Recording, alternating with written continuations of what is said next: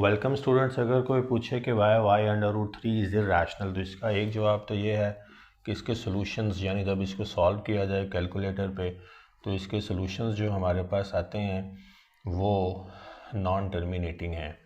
और अगर non terminating है तब भी रैशनल हो सकती है वैल्यू, यानी पी ओवर क्यू के फॉर्म में लिखी जा सकती है। लेकिन फिर दूसरी चीज़ ये है कि रिकरिंग होने चाहिए, रिपीटिंग यूनिट्स होने चाहिए वैल्यूज़ में। लेकिन अंडर रूट थ्री में आपको रिपीटिंग यूनिट्स नहीं मिलेंगे, नॉन रिपीटिंग या नॉन रिकरिंग मिलेंगे। तो एक तो ये बात है। लेकिन अगर कोई मैथमेटिकली कहे कि इसके अलावा भी इसको प्रूव करके बताएं तो ये भी बताया जा सकता है। फिर आप ये कहेंगे, यहाँ से बात स्टार्ट करेंगे कि suppose under root three is assumed as rational, then it means that under root 3 can be written in p over q form where q is not equal to 0 and p over q are simplified in the lowest terms.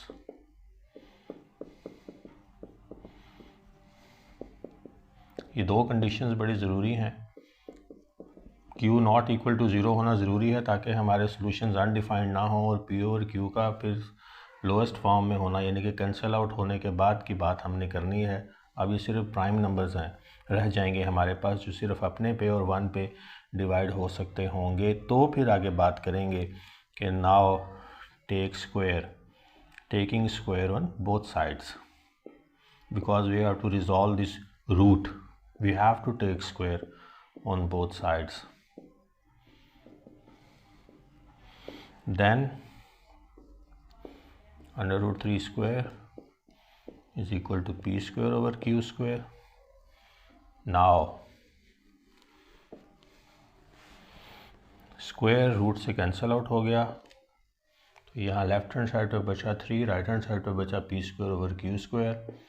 अब P square को एक side पे रहने दें, ये Q square अगर मैं इधर ले आऊँ तो ये इक्वेट हुई दोनों टर्म्स करने के लिए, दोनों टर्म्स को। तो आप देखेंगे कि इक्वेट कैसे हो रही है, 1 पी स्क्वायर है, ये 3 क्यू स्क्वायर है। अब ये 3 का फैक्टर जो है ये प्रॉब्लमेटिक है, इनका इक्वल होना ज़रूरी था दोनों साइड्स का for 3 under root to be rational. So this is not the case. तो एक तो ये बात है। चलें, अगर इसको इक्वेट करना पड़ जाए तो फिर यहाँ पे को प्राइम फैक्टर्स लाने पड़ेंगे आपको, यानी 3 इंटू 3 9, क्योंकि स्क्वायर है। और प्राइम फैक्टर्स की बात हम कर चुके हैं कि लोएस्ट फॉर्म में सॉल्व हम सिंप्लीफाई कर चुके हैं। तो फिर यहाँ पे 3 इंटू 3 लगेगा टू इक्वेट दिस। तो जब 3 इंटू 3 लगाएंगे तो फिर राइट हैंड साइड पे क्या बचा, 9 पी स्क्वायर। उम्मीद है इस बात की समझ आ गई होगी। अब क्यू स्क्वायर को एक साइड पे रहने देते हैं, ये 3 को मैं ला के डिवाइड करवा रहा हूँ टू सॉल्व।